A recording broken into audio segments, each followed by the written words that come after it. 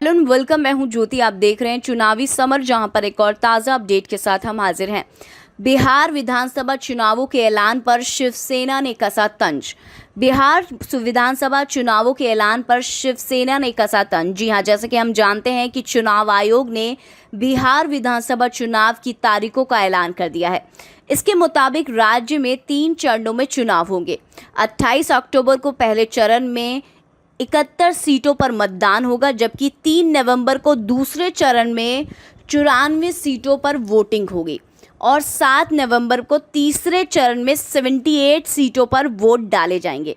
वहीं वोटों की गिनती 10 नवंबर को होगी। इसके साथ ही कोरोना काल में होने वाले इस चुनाव के लिए आयोग ने कई सारे नियम तय किए हैं, जिस पर अब शिवसेना नेता संजय राउत ने सवाल किया है, क्या देश में कोरोना वायरस की महामारी के बीच बिहार में विधानसभा चुनाव करना उचित है। राउत ने यह भी कहा कि महामारी की वजह से देश में ऐसी स्थिति उत्पन्न हुई है जो पहले कभी नहीं हुई थी। उन्होंने सवाल किया कि क्या अब कोरोना वायरस की महामारी समाप्त हो गई है और क्या अब चुनाव कराने के लिए बिहार में स्थिति ठीक है। इस तरह शिवसेना नेता ने इसे इशारों ही इशारों में केंद्र की चाल बताते हुए ये कहा है कि कोरोना काल में चुनाव होने से राज्य में चल रही सत्ता विरोधी हवा का असर थोड़ा सा कम हो जाएगा।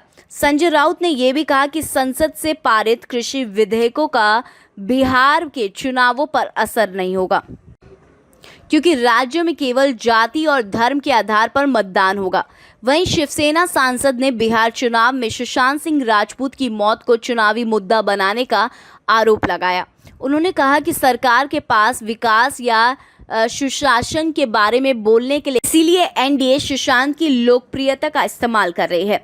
इसके साथ ही शिवसेना नेता संजय राउत ने ये साफ किया कि बिहार में होने वाले चुनावों में शिवसेना हिस्सा लेगी या फिर नहीं, इस पर जल्द ही उद्धव ठाकरे फैसला लेंगे। इस तरह शिवसेना ने बिहार विधानसभा चुनावों को लेकर केंद्र पर निशाना साधते हुए साफ किया कि भाजपा कोरोना और सुशांत दोनों का राजनीतिक इस्तेमाल कर रही है और इसका हिसाब जनता आगामी चुनावों में लेगी। कुल मिलाकर हम ये कह सकते हैं कि शिवसेना ने बिहार विधानसभा चुनावों को लेकर मोदी सरकार का पर्दाफाश कर दिया है, जिसकी वजह से भाजपा को बिहार में काफ़ी मुश्किलों का सामना करना पड़ सकता है। तो इस पर आपकी क्या राय है, आप प्लीज़ कमेंट सेक्शन में लिखकर हमें ज़रूर बताएं। Thank you so much, keep watching today's for more news.